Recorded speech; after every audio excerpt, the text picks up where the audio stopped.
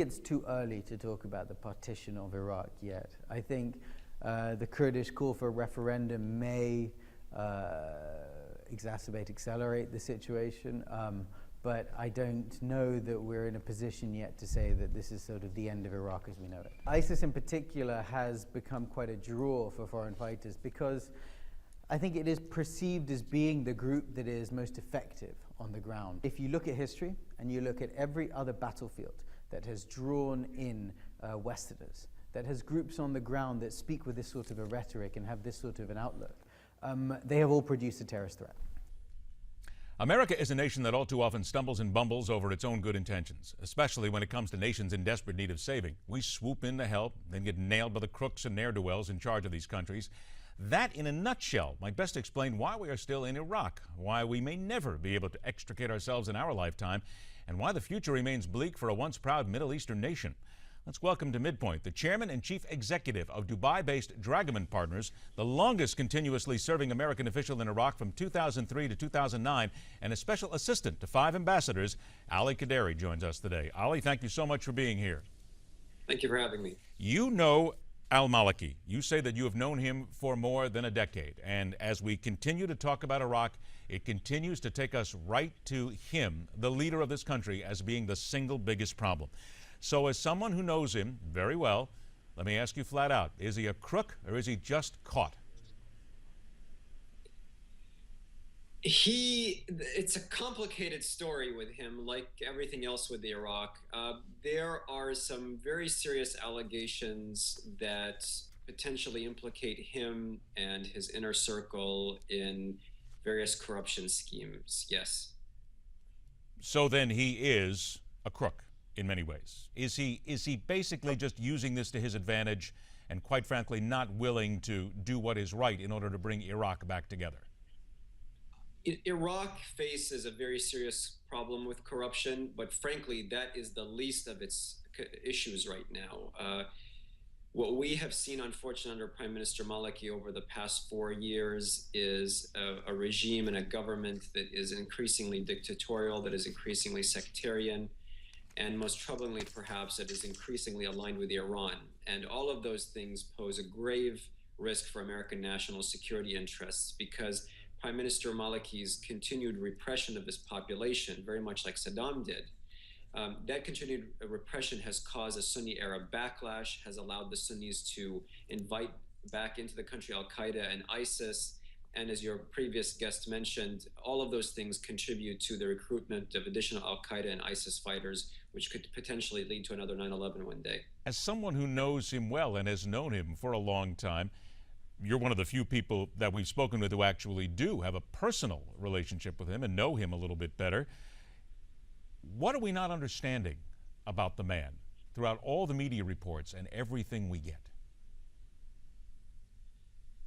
I think, frankly, leaders in Washington seem to be unable to admit the fact that they made a huge mistake in backing him for a second term in 2010. They are refusing to acknowledge the fact that Maliki and senior members of his cabinet are on a daily basis, even an hourly basis, continuing with coordinating with Iranian generals and Iranian intelligence operatives to commit various military campaigns across Iraq.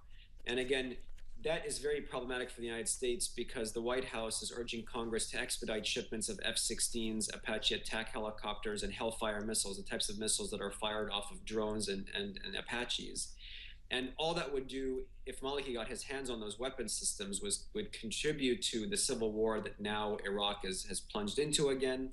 It would lead to Syria-level violence, which would basically be genocide, which would lead to the destabilization of the Middle East, which again would further empower al-Qaeda and other extremists, which again poses a grave threat to the United States and its national security interests.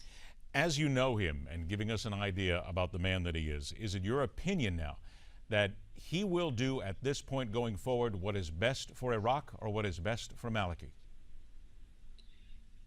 Unfortunately, he has proven repeatedly over the past 4 years since he took office for a second term that he will not do what is best for Iraq, that he will do what is in his best interest. And in fact, he is alleged to have committed so many crimes, crimes against humanity, crimes against the state, corruption issues, that frankly is my assessment that he is a second Bashar al-Assad of Syria or a second Muammar of Gaddafi of Libya, that he is now willing to fight to the bitter end, literally to the death, and risk the collapse of the entire country and the death of millions of people rather than give up power. Because if he knows if he gives up power, that he will be assassinated by his political rivals almost immediately. That is what some senior advisors to Prime Minister Maliki have told me in recent days from Baghdad.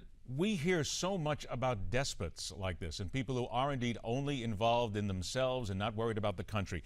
Is it as simple to say, and again, I realize, having said that already, that nothing is ever quite that simple, but is it as simple to say that he is just one of many in that area? That simply, when you get to that position of power in Iraq, that you can't be trusted, that they are all looking to get there simply for their own good, and no one, we find at this point, would frankly have Iraq's best interests in mind, and then, of course, best interests of the United States becoming involved.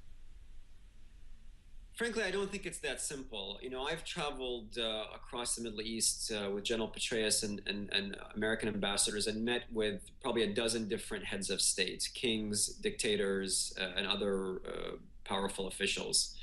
Many of them are not Jeffersonian Democrats. However, at the same time, they treat their populations well, they advance the interests of their countries, and many of them are allied with the United States. So I think the good news, frankly, is that there are many potential allies for the United States across the Middle East, and there are many potential allies for the United States across Iraq itself. Unfortunately, Prime Minister Maliki and some of his Shia Islamist brethren that are aligned with Iran have proven repeatedly that they cannot be trusted and that they cannot be reliable allies to the United States. The article that you wrote in the Washington Post was entitled "Why We Stuck with Maliki and Lost Iraq." Did we stick with him because he fooled us? We weren't smart enough to see what was coming? Or quite frankly, we simply had stuck ourselves in a situation in which there was no way out? I think the short answer is both. The Obama White House was obviously interested in ending the war that President Bush began, and indeed, you know, they were elected partially based on that mandate.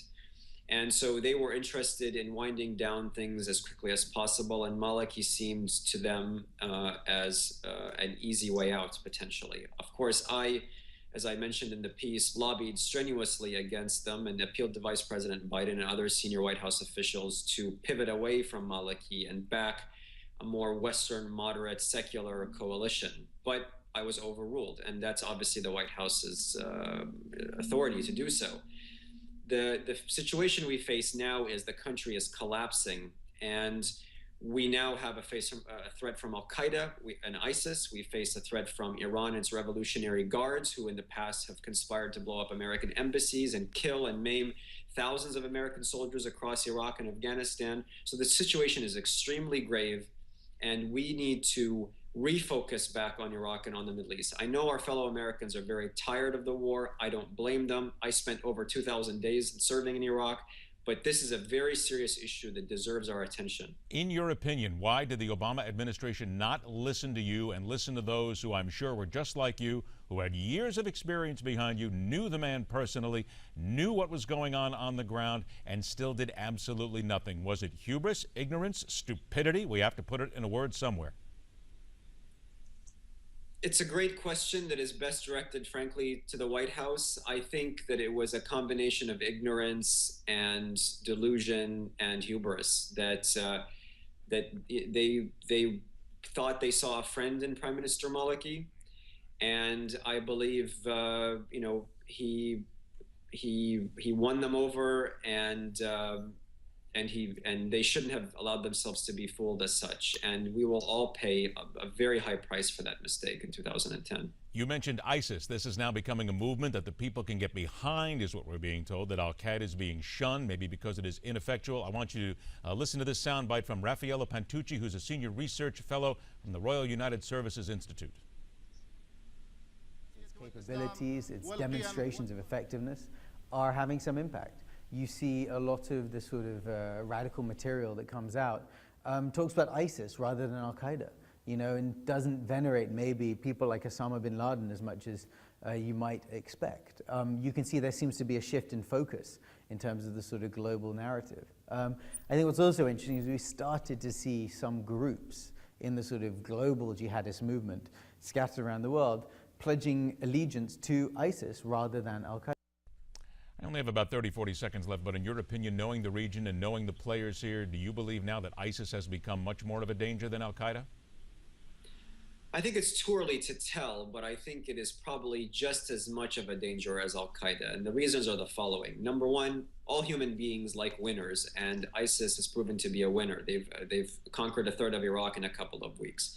Second, it's a very wealthy organization now. They've seized about $500 million in gold and cash from the central bank in Mosul, and so they can finance a lot of new operatives. Third, they're armed with lots of advanced equipment the United States had sold to the Iraqis, like Humvees and mine-resistant vehicles, MRAPs, and now they're using them to wage jihad across Syria and Iraq. So these things are all very serious, and their successes contribute to additional recruitment campaigns. And so thousands of both Western citizens with Western passports and local Arabs across the Middle East are all now volunteering to serve in ISIS. And again, that is extremely dangerous for the United States and our allies around the world. All out of time. Ali Khedery, thank you so much for joining us. We will have you back and talk again. Again, thank you.